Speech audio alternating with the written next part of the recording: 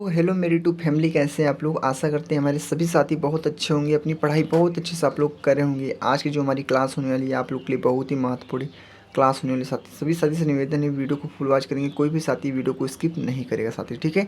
आज की जो हमारा वीडियो है आरबीआई कांस्टेबल का जीके जीएस का पीवाईक्यू है, जो आप लोग के लिए बहुत ही महत्वपूर्ण है। और आज का पार्ट आज के लिए 45 है साथियों, ठीक है। अभी तक आप लोग 1 से 44 पार्ट नहीं दिखे तो सारे पार्ट प्लेलिस्ट में मिल जाएंगे, आप लोग को हमारे चैनल पे जाइएगा, आप लोग देख लीजिएगा साथियों, ठीक है।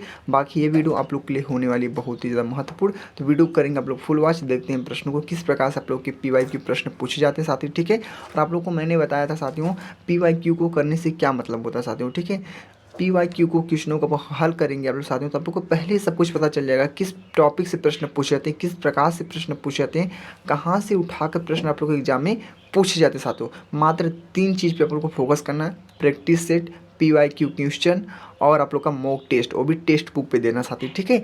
मात्र 3 चीज़ को करना है। अगर आप लोग का सिलेबस कंप्लीट हो गया मित्र लोग, चलते हैं हम टाइम वेस्ट ना करते हुए प्रश्नों को देखते हैं। आप लोग प्रश्न को पढ़िए, आप लोग खुद समझ जाएंगे कितना आप लोग के लिए महत्वपूर्ण क्लास होने वाली साथी, ठीक है। चलते हैं मित्रों हम प्रश्न को पढ़ते हैं। प्रश्न आपका हमारा पहला प्रश्न आप लोग के लिए कौन सा है, और जो आप लोग के लिए बहुत ही महत्वपूर्ण प्रश्न, सारे प्रश्न आप लोग के लिए बहुत ही ज़्यादा महत्वपूर्ण है। जितना हो सके ना सभी प्रश्नों को नोट कर लेना साथी। बाकी इस वीडियो में ना सारे प्रश्नों को मैं रटवा दूंगा आप लोग को, ठीक है। ध्यानपूर्वक से बस वीडियो को देखना है, स्किप नहीं करना है। बस 20 मिनट के लिए आप लोग मुझसे जुड़ जाइए बस, और कहीं मत जाइए साथियों, ठीक है। चलते हैं स्टार्ट करते हैं। प्रश्न नंबर है, भारतीय अर्थव्यवस्था पर सांख्यिकी की पुस्तक हैंडबुक क्या है। सांख्यिकी की पुस्तक हैंडबुक को कौन प्रकाशित करता है, कौन प्रकाशित करता है साथियों। और ना तुक्का मत मारिएगा आप लोग, ठीक है। कोई भी एग्जाम देते हैं जिसमें नेगेटिव मार्किंग होना साथियों, उसमें तुक्का मत मारिएगा आप लोग। जो प्रश्न आ रहे हैं उस प्रश्न को हल कीजिए, नहीं आ रहा है छोड़ दीजिए साथियों, ठीक है। तो भारतीय अर्थव्यवस्था पर सांख्यिकी की पुस्तक हैंडबुक को कौन प्रकाशित करता है। भारतीय रिजर्व बैंक करती है, योजना आयोग करती है, स्वास्थ्य मंत्रालय करता है, वित्त आयोग करता है। तो साथ ही इस प्रश्न का राइट आंसर आप लोग को क्या होगा पता है। इस प्रश्न का राइट आंसर आप लोग का हो जाएगा भारतीय भारतीय बहुत ध्यान से देखना, भारतीय रिजर्व क्या होगा, भारतीय reserve bank is the right answer आप लोग का हो जाएगा, ठीक है। तो ऑप्शन नंबर कौन सा आप लोग का है, option number A is the right answer. तो सभी हमारे मित्र लोग क्लियर हो चुके हैं, कितने साथियों का आंसर सही था वह कमेंट करेंगे, ठीक है। अब हम बढ़ते हैं अगले नेक्स्ट प्रश्न को, ठीक है। अगले प्रश्न को पढ़िए आप लोग। अगला प्रश्न हमारा कौन सा पूछा आप लोग के लिए स्क्रीन पे है, तो मिट्टी से प्रश्न पूछा साथी, ठीक है। मिट्टी से प्रश्न पूछा है, मिट्टी में क्षारीय जैविक पदार्थ में भाग होते हैं जिन्हें कहा जाता है। मिट्टी में क्षारीय जैविक पदार्थ के भाग होते हैं जिन्हें कहा जाता है, क्या कहा जाता है। जीवाश्म कहा जाता है, खनिज पदार्थ कहा जाता है, धूल कहा जाता है, चट्टान कहा जाता है। तो साथ ही इस प्रश्न का हमारा राइट आंसर किसको जाता है, तो बता दें साथियों इस प्रश्न का जो राइट आंसर आप लोग का हो जाएगा क्या होगा, जीवाश्म। क्या, जीवाश्म इज द राइट आंसर आप लोग का हो जाएगा, ऑप्शन नंबर ए वाला। कितने प्रिय भाई बहनों का आंसर सही था वह कमेंट जरूर करेंगे, ठीक है। कमेंट जरूर कीजिए आप लोग को, ये बात ध्यान रखना, आ रहा हो या ना आ रहा हो साथियों, ठीक है। बाकी जो हमारे मित्र लोग भाई बहनें चैनल पे अभी तक चैनल पे नए हैं, चैनल से जुड़े नहीं, चैनल को सब्सक्राइब नहीं किए हैं, सब्सक्राइब जरूर कर लें, और अपने सभी साथियों को शेयर भी कर देना साथियों, और बेल आइकन को प्रेस कर देना, जैसे सबसे पहले नोटिफिकेशन आपके पास पहुंच जाए साथियों, ठीक है। अब हम बढ़ते हैं स्टेप बाय अगले नेक्स्ट प्रश्न को, ठीक है। अगले प्रश्न को पढ़िए आप लोग। अगला प्रश्न हमारा कौन सा आप लोग के लिए है, आज का तीसरा प्रश्न है। थर्ड प्रश्न बोला है, 1947 में गठित प्रारूप समिति की अध्यक्ष निम्नलिखित में से कौन है। 1947 में गठित प्रारूप समिति की अध्यक्ष निम्नलिखित में से कौन है, साथ ही बताएंगे।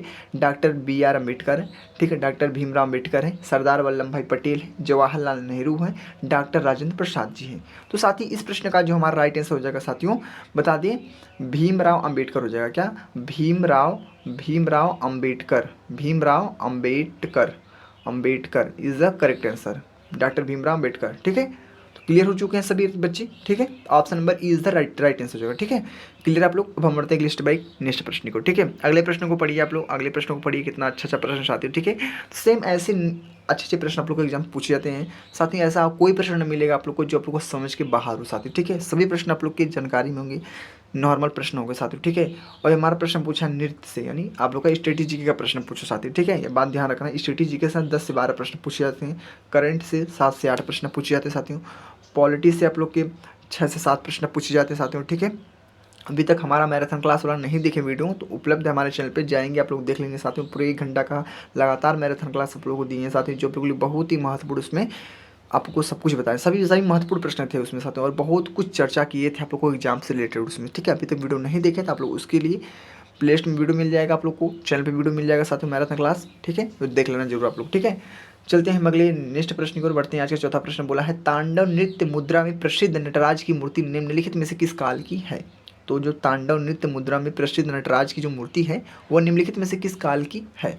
चोल की है, चेर की है, पांडे की है, विजयनगर की है। तो साथ ही इस प्रश्न का हमारा राइट आंसर आप लोग का हो जाएगा, क्या होगा, चोल हो जाएगा। क्या होगा, चोल, यानी आपका option number E is the right answer. E is the right answer, Chola आप लोग का राइट आंसर हो जाएगा। तो बहुत से हमारे साथी क्लियर हो चुके हैं। ठीक है, अब हम बढ़ते हैं स्टेप बाय अगले नेक्स्ट प्रश्न को। ठीक है, आप लोग को अच्छा भी लग रहा होगा वीडियो साथियों। ठीक है, आप लोग को समझ में आ चुका होगा कहाँ से प्रश्न, किस प्रकार से प्रश्न पूछे जा रहे हैं साथियों, और आप लोग के लिए कितना महत्वपूर्ण है, कितना महत्वपूर्ण नहीं है। ठीक है, अगले प्रश्न को पढ़ते हैं। प्रधानमंत्री से प्रश्न पूछे साथियों। आप लोग को मैंने बताया था उपराष्ट्रपति, प्रधानमंत्री, राष्ट्रपति, चुनाव, लोकसभा, यहाँ से प्रश्न आप लोग के लगभग लगभग पूछते जाते साथियों। ठीक है, तो प्रधानमंत्री उज्ज्वला योजना से संबंधित है तो बीपीएल, महिलाओं को रसोई गैस कनेक्शन, विद्युत वितरण, आधार कार्ड नामांकन, क्षेत्रीय उड़ान सेवा।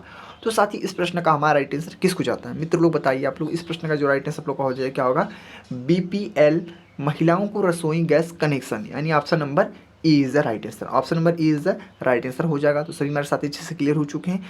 अब हम बढ़ते हैं स्टेप अगले नेक्स्ट प्रश्न को। ठीक है, अगले प्रश्न को पढ़िए आप। अगला प्रश्न हमारा कौन सा पूछा, आज का हमारा है 6 प्रश्न, यानी आप लोग का छठा प्रश्न बोला है।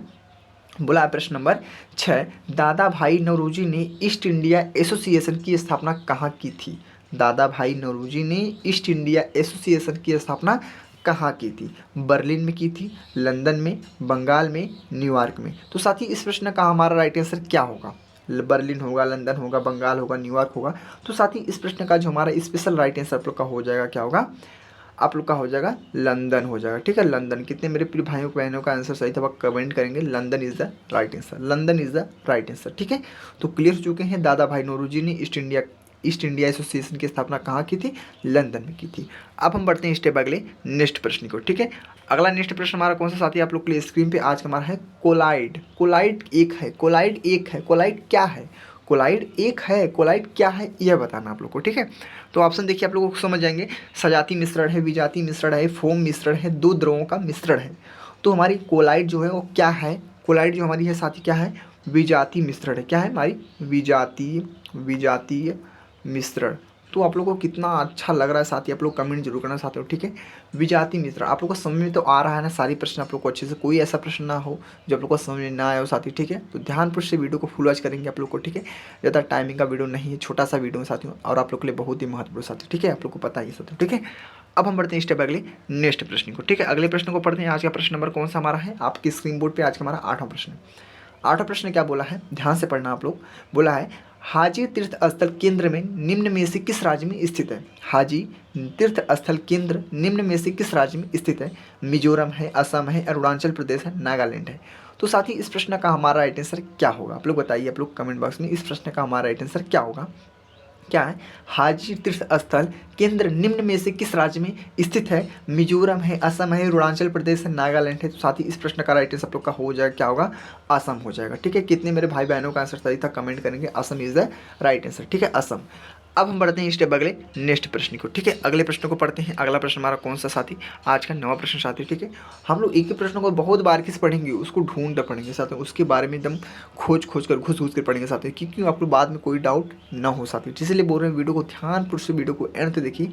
यह प्रश्न आप लोग के लिए सभी बहुत ही महत्वपूर्ण हो सकते हैं, और सभी प्रश्नों को नोट जरूर करना, क्योंकि जब आप लोग का एग्जाम आए ना, आप लोग को पता भी आप लोग का एग्जाम होने वाला नहीं है। ठीक है, जो आरपीएफ कांस्टेबल का एग्जाम देंगे अभी उनका एग्जाम नहीं हुआ, दिसंबर के लास्ट में या तो जनवरी में आप लोग का एग्जाम होगा। ध्यान रखना मेरे भाई, और मेहनत कीजिए, आप लोग को इतना टाइम ही मिल रहा है साथी। ठीक है, बाकी अब जो एसआई जो दरोगा पोस्ट पे जो एग्जाम होने वाला है वो दिसंबर में आप लोग का 2 दिसंबर से स्टार्ट हो जाएगा साथियों। उसका नोटिफिकेशन आउट हो चुका है, लेकिन कांस्टेबल का नोटिफिकेशन आउट अभी नहीं हुआ साथियों। ठीक है, बस ध्यानपूर्वक से आप लोग लगे रहिए, मेहनत करते रहिए साथियों, और भी अच्छा स्कोर करने की कोशिश कीजिए साथियों। ठीक है, इसलिए बोलते हैं एंड में, वीडियो के एंड में आप लोग को जरूर बताना कितना आप लोग का स्कोर हुआ है। ठीक है, कितना प्रश्न आप लोग का सही है, जिससे एक हौसला और अनुमान बढ़ सके हमारा। ठीक है, तो प्रश्न नंबर 9 है, समाजवादी शब्द को भारतीय संविधान की प्रस्तावना में जोड़ा गया था। समाजवादी शब्द को भारतीय संविधान की प्रस्तावना में जोड़ा गया। साथ ही हमारा पॉलिटी का प्रश्न पूछा है तो 1992, 1952 में, 1976 में, 1972 में, 1964 में। तो साथ ही इस प्रश्न का हमारा राइट आंसर आपका हो जाएगा 1976 में हो जाएगा। ठीक है, 1976 इज द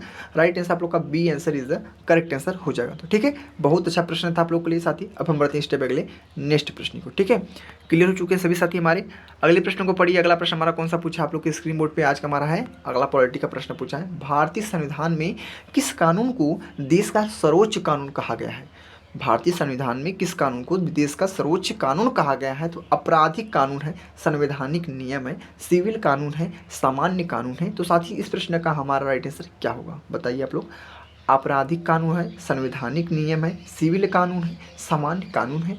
तो इस प्रश्न का जो हमारा स्पेशल राइट आंसर आप लोग का हो जाएगा साथी, आप लोग का हो जाएगा, मैं यहाँ पे लिख कर आप लोग को संपूर्ण एकदम बढ़िया से समझा दे रहा हूँ। क्या होगा, संवैधानिक कानून, संवैधानिक नियम होगा साथी। ठीक है, ध्यान रखना, संवैधानिक नियम आप लोग का राइट आंसर हो जाएगा। Option number B is the right answer. B is the correct answer आप लोग का हो जाएगा साथी। ठीक है, बहुत से हमारे साथी अच्छे से है, क्लियर हो चुके हैं। ठीक है, तो 10वें प्रश्न का राइट आंसर बी वाला हो जाएगा। अब हम बढ़ते हैं स्टेप अगले नेक्स्ट प्रश्न को। अगले प्रश्न को पढ़ते हैं मेरे भाई। अगला प्रश्न हमारा कौन सा आप लोग के स्क्रीन बोर्ड पे है आज का हमारा प्रश्न नंबर 11 है। तो 11 प्रश्न को पढ़िए आप लोग अच्छे से और ध्यानपूर्वक से पढ़ने के बाद आंसर को बताइए आप लोग।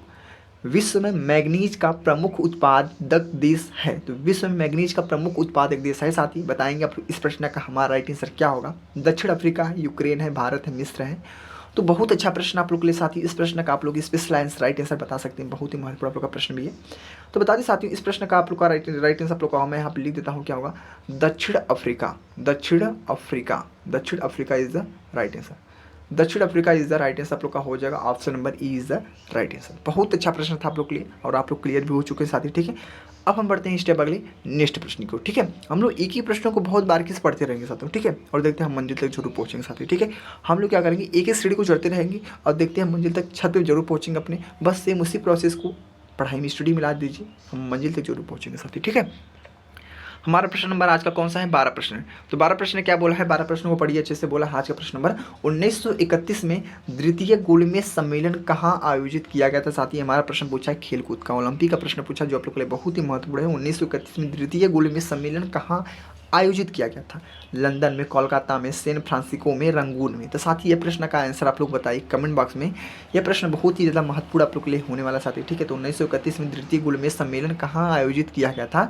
तो बता दें साथ में, बहुत ही सिंपल आप लोग का लंदन हो जाएगा। ठीक है, लंदन में हुआ था। लंदन आपका ऑप्शन नंबर ए वाला। ठीक है, option number A is the right answer आप लोग का हो जाएगा। तो सभी मित्र हमारे अच्छे से क्लियर हो चुके हैं। ठीक है, जो भी हमारे भाई बहनें देख रहे हैं वीडियो को वो क्लियर हो चुके हैं। तो प्लीज़ एक लाइक कर देना आप लोग। ठीक है, आप लोग को समझ में आ रहा हो अच्छे से सब कुछ तब। ठीक है, कोई जबरदस्ती नहीं, आपका प्यार दुला सपोर्ट मेरे ऊपर बने रहे, बस ऐसा ही कहना चाहूँगा साथी। ठीक है, बाकी आप लोग के ऊपर डिपेंड है। अब बढ़ते हैं अगले नेक्स्ट प्रश्न को। अगले प्रश्न को पढ़ते हैं मेरे भाई। अगला प्रश्न कौन सा आप लोग की स्क्रीन पे आज का हमारा 13 प्रश्न बोला है, भारत के राष्ट्रपति का कार्यकाल होता है। भारत के राष्ट्रपति का कार्यकाल होता है कितना होता है साथी। ये प्रश्न मैं पहले भी करवा चुका हूँ और अब भी करवा रहा हूँ साथियों। ठीक है, आप लोग का रिपीट हो जाए, रिविजन हो जाए साथी। तो ये प्रश्न को आंसर को बताना बहुत ही अति आवश्यक है आप लोग के लिए, क्योंकि यह प्रश्न बहुत बार रिपीट भी हुआ है कि भारत के राष्ट्रपति का कार्यकाल होता है 5 वर्ष का होता है, 2 वर्ष का होता है, 7 वर्ष का होता है, 3 वर्ष का होता है साथी। इस प्रश्न का राइट आंसर क्या होगा, तुक्का कोई मेरा भाई नहीं मारेगा। ठीक है, तो 5 वर्ष इज द राइट आंसर। ठीक है, 5 वर्ष आपका ऑप्शन नंबर ए वाला हो जाएगा। तो भारत के राष्ट्रपति का कार्यकाल कितना होता है, भारत के राष्ट्रपति का कार्यकाल होता है 5 वर्ष होता है। सभी मित्र लोग क्लियर हो चुके हैं।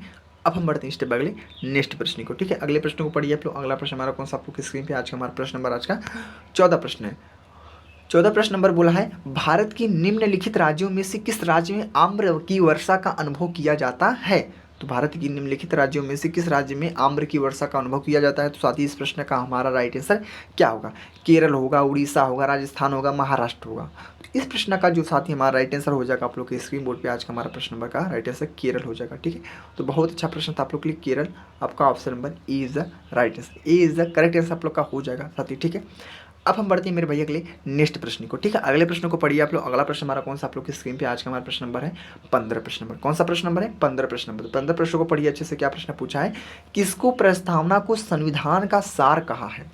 किसको प्रस्तावना का संविधान का सार कहा है। तो साथी सर अनरेस्ट रिबारकर है, के.एम. मुंशी है, भीमराव अम्बेडकर जी है, जवाहरलाल नेहरू जी है। तो साथी इस प्रश्न का आपका आंसर क्या होगा, किसको, प्रस्तावना को संविधान का सार कहा है? तो आप लोग का हो जाएगा क्या, sir unrest, Barker, sir unrest Barker is the right answer. आप लोग का option number A is the correct answer हो जाएगा। तो सभी हमारे मित्र लोग क्लियर हो चुके हैं और सभी प्रश्नों को नोट जरूर करना आप लोग, ठीक है। आप लोग के लिए बहुत ही महत्वपूर्ण प्रश्न साथियों, मैंने बहुत बार आप लोग को बताया, बहुत ही ज़्यादा महत्वपूर्ण प्रश्न आप लोग के लिए, ठीक है। बाकी चलते हैं अगले नेक्स्ट प्रश्न को, अगले प्रश्न को पढ़ते हैं साथी लोग। अगला प्रश्न हमारा कौन सा पूछा है? आज का प्रश्न नंबर आपका स्क्रीन पे, आज का हमारा प्रश्न नंबर कौन सा है? आज का प्रश्न नंबर 16 है। तो 16 प्रश्नों को पढ़िए आप लोग अच्छे से साथी, बताइए इस प्रश्न का आंसर क्या होगा। 16 प्रश्न बोला है, निम्नलिखित में से कौन सी एक निजी स्वामित्व वाली कंपनी है? क्या बोला है? कंपनी, निम्नलिखित में से कौन सी एक निजी स्वामित्व वाली कंपनी है? कौन सी है? कोल इंडिया लिमिटेड कंपनी है, टाटा स्टील लिमिटेड है, इंडिया ऑयल कारपोरेशन लिमिटेड है, भारतीय इस्पात प्राधिकरण लिमिटेड है। तो साथ ही इस प्रश्न का जो हमारा राइट आंसर का होगा, मैं यहाँ पे लिख देता हूँ, क्या होगा? Tata steel limited, Tata steel limited, कि option number B is the right answer. निम्नलिखित में से कौन सी एक निजी स्वामित्व वाली कंपनी है? तो टाटा स्टील लिमिटेड। आप लोग का इस प्रश्न का साथ ही हमारा B answer is the right answer हो जाएगा, ठीक है। तो सभी हमारे मित्र लोग अच्छे से क्लियर हो चुके हैं, कोई भी साथी को कोई भी डाउट नहीं होना चाहिए साथी, ठीक है। आज हम 16 प्रश्न तक हमने क्लियर कर लिया। क्या किसी प्रश्न में आप लोग को कोई डाउट मिला साथी? कोई डाउट हो आप लोग मुझसे प्रश्न पूछ सकते साथी, ठीक है। अब हम बढ़ते हैं स्टेप अगले नेक्स्ट प्रश्न को, ठीक है। अगले प्रश्न को पढ़ते हैं मेरे भाई। अगला प्रश्न कौन सा आप लोग की स्क्रीन पे, आज का प्रश्न नंबर 17 है। 17 प्रश्न नंबर बोला है, निम्नलिखित में से कौन सा मृदा आर्द्रता अनावृष्टि के रूप में भी जाना जाता है? तो निम्नलिखित में से कौन सा मृदा है जो आर्द्रता अनावृष्टि के रूप में जाना जाता है? आर्थिक अनावृष्टि है, कृषि अनावृष्टि है, जलीय अनावृष्टि है, मौसम संबंधी अनावृष्टि है। तो साथ ही इस प्रश्न का हमारा राइट आंसर क्या होगा, जो आप लोग के लिए बहुत ही ज़्यादा महत्वपूर्ण है। निम्नलिखित में से कौन सा मृदा आर्द्रता अनावृष्टि के रूप में जाना जाता है? साथ ही बता दें इस प्रश्न का जो हमारा स्पेशल राइट आंसर आप लोग का हो जाएगा कृषि। क्या होगा? कृषि अनावृष्टि, कृषि अनावृष्टि इज द राइट आंसर आप लोग का हो जाएगा, ठीक है। कृषि अनावृष्टि यानी option number B is the right answer, B is the right answer आप लोग का हो जाएगा। तो बहुत अच्छा हमारा प्रश्न था आज का 17 नंबर भी हमने अच्छा से क्लियर किया साथी, ठीक है। कोई भी डाउट नहीं होने वाला है। अब हम बढ़ते हैं स्टेप अगले नेक्स्ट प्रश्न को, ठीक है। अगले प्रश्न को मेरे भाई पढ़िए। आज का प्रश्न नंबर कौन सा आपके स्क्रीन बोर्ड पे, आज का हमारा 18 प्रश्न है। आप लोग के लिए कितना महत्वपूर्ण प्रश्न हो सकते हैं, पूछा है हमारा पत्रिका से प्रश्न पूछा है। हरिजन पत्रिका का प्रकाशन किसने किया था साथी? ये प्रश्न बहुत बार रिपीट भी हुआ साथी, ठीक है। कहीं भी देखेंगे प्रश्न जरूर मिलेगा आप लोग को। 3-4 PYQ को हल करेंगे ना आप लोग को पक्का मिलेगा। जो हमारे साथी रेगुलर लगे रहते हैं हमारे साथ ना, उनको पता होगा प्रश्न रिपीट हुआ है। हरिजन पत्रिका का प्रकाशन किसने किया था? जवाहरलाल नेहरू जी ने किया था, महात्मा गांधी ने किया था, भीमराव अम्बेडकर जी ने किया था, ज्योतिबा फूले ने किया था। तो साथी इस प्रश्न का जो हमारा स्पेशल राइट आंसर हो जाएगा, आप लोग को पता है, आप लोग कमेंट जरूर करना साथी, ठीक है। बाकी मैं हूँ बताने के लिए। तो इस प्रश्न का साथी हमारा राइट आंसर आप लोग का हो जाएगा, क्या होगा? महात्मा गांधी हो जाएगा, ठीक है। Mahatma Gandhi is the right answer, ठीक है। क्या होगा? महात्मा गांधी आप लोग का राइट आंसर हो जाएगा, यानी आप लोग का Mahatma Gandhi is the correct answer. Harijan पत्रिका का प्रकाशन किसने किया था? महात्मा गांधी जी ने किया था। सभी साथी अच्छे से क्लियर हो चुके हैं। अब हम बढ़ते हैं स्टेप बाई अगले नेक्स्ट प्रश्न को, ठीक है। हमने 18 प्रश्नों को भी बहुत अच्छे से क्लियर किया। अगले नेक्स्ट प्रश्न को पढ़िए। अगला प्रश्न हमारा कौन सा आप लोग के स्क्रीन बोर्ड पे, आज का हमारा बहुत अच्छा प्रश्न, आज का फिजिक्स का प्रश्न पूछा, जो आप लोग के लिए बहुत ही महत्वपूर्ण होने वाले साथियों। और आप लोग को पता है पूरे साइंस से मात्र हमारे 7 ही प्रश्न पूछे जाते साथियों, ठीक है। 2 प्रश्न आप लोग के फिजिक्स से पूछे जाते हैं, 1 प्रश्न आप लोग का रेयर केस में पूछ जाता है। यानी आप लोग को मान लीजिए 3 प्रश्न आप लोग के फिजिक्स से, 2 प्रश्न केमिस्ट्री से, 2 प्रश्न आप लोग के बायोलॉजिकल सिस्टम से, यानी आप लोग का पूरे 7 प्रश्न पूछे जाते साथियों, ठीक है। तो वो इस प्रश्न का आंसर बताएंगे, शक्ति का एसआई मात्रक क्या, पावर यानी शक्ति का एसआई मात्रक क्या होता है, जो आप लोग के लिए बहुत ही महत्वपूर्ण है। छोटे छोटे बच्चे भी बता सकते हैं, जो 9 में 10th में 12th में पढ़ रहे हैं, वो भी बता सकते हैं साथियों, ठीक है। बहुत ही महत्वपूर्ण आप लोग के लिए साथियों, ठीक है। तो एम्पियर, वाट, जूल, वोल्ट, तो इस प्रश्न का आंसर सभी साथी देंगे। कोई भी साथी ऐसा ना होगा जो आप लोग को ना पता होगा साथी। इस प्रश्न का आंसर पावर का एसआई मात्रक क्या होगा? पावर शक्ति का एसआई मात्रक आप लोग का हो जाएगा साथियों, क्या होगा? शक्ति का एसआई मात्रक क्या होगा? आप लोग बताइए कमेंट बॉक्स में, आप लोग बताइए साथियों कमेंट बॉक्स में, इस प्रश्न का राइट आंसर क्या होगा शक्ति का। तो साथी इस प्रश्न का आपका राइट आंसर बता दिया आप लोग, क्या होगा? सभी साथी कमेंट करेंगे साथियों, क्या होगा? एम्पियर होगा, वाट होगा, जूल होगा, वोल्ट होगा। साथी बता दी इस प्रश्न का राइट आंसर, बहुत अच्छा प्रश्न आप लोग का वाट हो जाएगा, ठीक है। What is the right answer, आप लोग का B answer is the correct answer आप लोग का हो जाएगा वाट, ठीक है। शक्ति का ऐसा ही मतलब क्या होगा, वाट होगा। अब हम बढ़ते हैं स्टेप अगले नेक्स्ट प्रश्न की और अगले प्रश्न को पढ़ते हैं मेरे भाई। अगला प्रश्न हमारा कौन सा जो आप लोग को स्क्रीन बोर्ड पे दिख रहा है, आप लोग का प्रश्न नंबर आज का हमारा 20वां प्रश्न है। तो 20वें प्रश्न को पढ़िए और बाकी लास्ट में आप लोग को एंड में बताना आप लोग कितना आपका स्कोर हुआ। 20 पूरे 20 प्रश्न में से आप लोग को कितना अच्छा स्कोर हुआ, कितने प्रश्नों को आप लोग को सही से किए, कितने प्रश्नों को गलत किए, आप लोग को जरूर बताना साथियों, ठीक है। भारतीय संविधान की निम्नलिखित में से किस अनुच्छेद में स्वतंत्रता के अधिकार की प्रावधान है। तो भारतीय संविधान की निम्नलिखित में से किस अनुच्छेद में स्वतंत्रता की अधिकार की प्रावधान है। तो अनुच्छेद 14 से 18, अनुच्छेद 19 से 22, अनुच्छेद 29 से 30, अनुच्छेद 29 से 24। तो साथ ही इस प्रश्न का जो हमारा राइट आंसर आप लोग का हो जाएगा अनुच्छेद 19 से 22 वाला। तो सभी हमारे साथी अच्छे से क्लियर हो चुके हैं, हमने देख लिए पूरे 20 प्रश्नों को बहुत अच्छे से आप लोग को बारीकी से बता दिया साथियों, ठीक है। कोई भी डाउट नहीं होने वाला साथी, ठीक है। हमने एक एक प्रश्नों को बहुत ही डीपली से देखा साथी, ठीक है।